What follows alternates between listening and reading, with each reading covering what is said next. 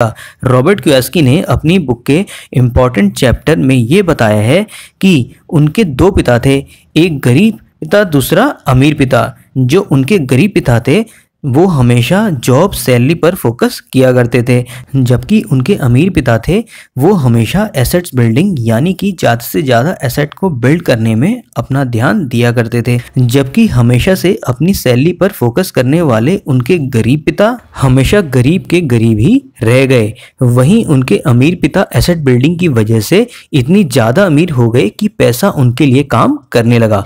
तो प्यारे दोस्तों, आपको भी मैं आज की वीडियो में 5 ऐसे एसेट्स बताने वाला हूं जो कि आपको गरीब होने से तो बचाएंगे ही, इसी के साथ पैसा भी कमाकर देंगे। और विश्वास करिए दोस्तों, इसमें से कुछ एसेट्स ऐसे हैं जिनके बारे में आपको इससे पहले किसी ने बिल्कुल भी नहीं बताया होगा।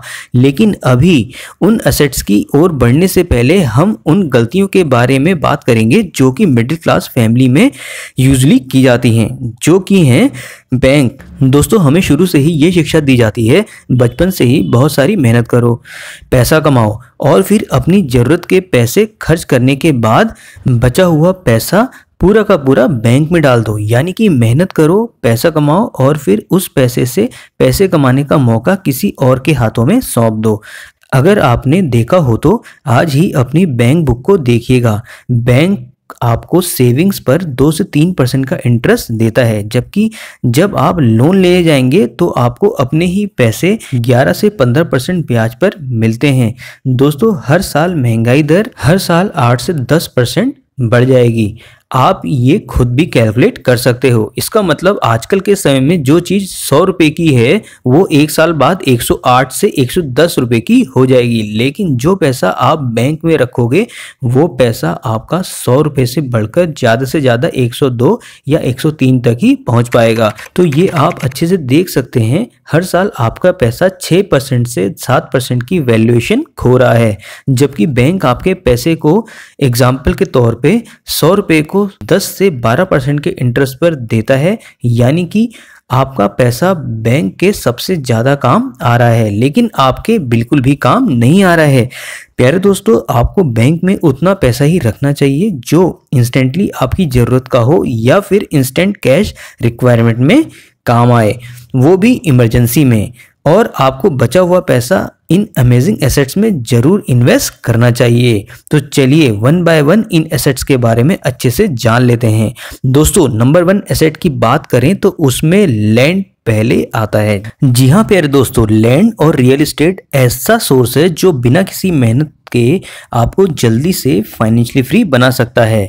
अगर आप किसी भी मिलेनियर या फिर बिलियनियर को देखोगे तो आपको पता चल जाएगा कि उनके मेन बिजनेस के अलावा रियल एस्टेट के बिजनेस भी होते हैं। एग्जाम्पल के लिए रॉबर्ट कियोसाकी को ही ले सकते हैं। ऐसा इसलिए क्योंकि रियल एस्टेट में इन्वेस्ट करने से आप लोगों को कई सारे फायदे होते हैं, जैसे कि आपको टैक्स बेनिफिट मिलता है और इसी के साथ डेप्रिसिएशन और लोन पेमेंट से डिडक्शन भी ले सकते हो। इसी के साथ आपको कैपिटल एप्रिसिएशन भी मिलता है। सबसे बड़ी बात तो ये है, इन्फ्लेशन के साथ साथ आपकी प्रॉपर्टी की वैल्यू भी बढ़ती रहेगी, जिससे आपकी प्रॉपर्टी पर इन्फ्लेशन का कोई भी असर नहीं होगा। और इतना ही नहीं, अदर प्रॉपर्टी के लॉस पर आपको होम लोन कम इंटरेस्ट पर मिल जाता है, जिससे आप यानी कि अदर्स पीपल मनी का यूज कर सकते हैं। और प्यारे दोस्तों, अपने लिए पैसिव इनकम को जनरेट भी कर सकते हो।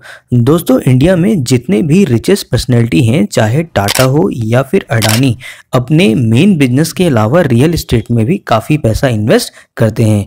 और अगर आपने न्यूज़ में हाल ही में पढ़ा हो तो लोगों ने यूपी में लैंड परचेस किया है, क्योंकि लैंड एक ऐसा रिसोर्स है जो आपको बैठे बैठे करोड़पति बना सकता है। लेकिन अब सवाल ये है, लैंड के लिए तो काफ़ी पैसा चाहिए, लेकिन हमारे पास तो इतने पैसे है ही नहीं। इसलिए बढ़ते हैं अपने एसेट नंबर 2 पर, जो है रीट्स। जी हाँ, REITS, real estate investment trust. ये बिल्कुल म्यूचुअल फंड्स की तरह ही काम करता है। इसमें ये ट्रस्ट या फिर कॉमर्शियल प्रॉपर्टीज, होटल, मॉल्स या फिर शॉप्स में, या यूं कहें रेजिडेंशियल प्रॉपर्टीज जैसे कि अपार्टमेंट्स या फिर होटल्स में अपने पैसों को इन्वेस्ट करते हैं।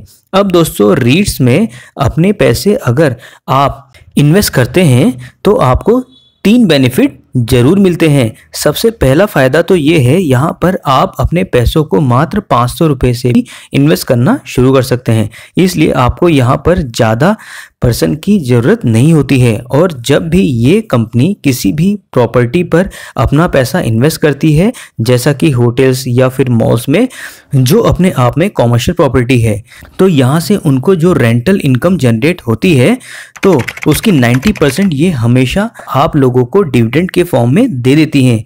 तो यहाँ पर अपने पैसे इन्वेस्ट करने से आपको हमेशा हर मंथ एज अ डिविडेंड के फॉर्म में पैसा मिलता रहेगा। इसका तीसरा फायदा है, जैसे जैसे समय बढ़ता है तो जितनी भी प्रॉपर्टी ये कंपनी खरीदती है उनका प्राइस भी बढ़ता है, जिससे आपको कैपिटल एप्रिसिएशन का फ़ायदा मिलता है और उसका इन्वेस्टमेंट किया हुआ अमाउंट भी ग्रो करता है। इसलिए दोस्तों, अगर आपके पास रियल एस्टेट में पैसा इन्वेस्ट करने को नहीं है तो आपके पास रीट्स एक बढ़िया ऑप्शन है। अगर आपको अभी तक के ये 2 तरीके अच्छे लगे हों तो वीडियो को डेफिनेटली लाइक करें और अपने दोस्तों को भी जरूर शेयर करें। बाकी के बेस्ट पैसे इनकम सोर्स मैं शेयर करूंगा अपनी दूसरी वीडियो में, जो रहेगा एपिसोड नंबर 2। तो मिलते हैं एक बढ़िया सी अच्छी सी फाइनेंशियल लर्निंग वीडियो में। आप लोगों के लिए मैंने एक टेलीग्राम ग्रुप बनाया है, तो उसको आप ज्वाइन कर सकते हैं, जिसका लिंक आपको कम्युनिटी टैब में मिल जाएगा या फिर कमेंट सेक्शन में भी मिल जाएगा। आप लोग और क्या जानना चाहते हैं अपनी फाइनेंशियल लर्निंग के लिए तो डेफिनेटली नीचे कमेंट करना ना भूलें। और इससे रिलेटेड, पर्सनल फाइनेंस से रिलेटेड जो भी आपको जानकारी चाहिए या जो भी आपको इन्फॉर्मेशन चाहिए तो नीचे कमेंट कर सकते हैं। धन्यवाद।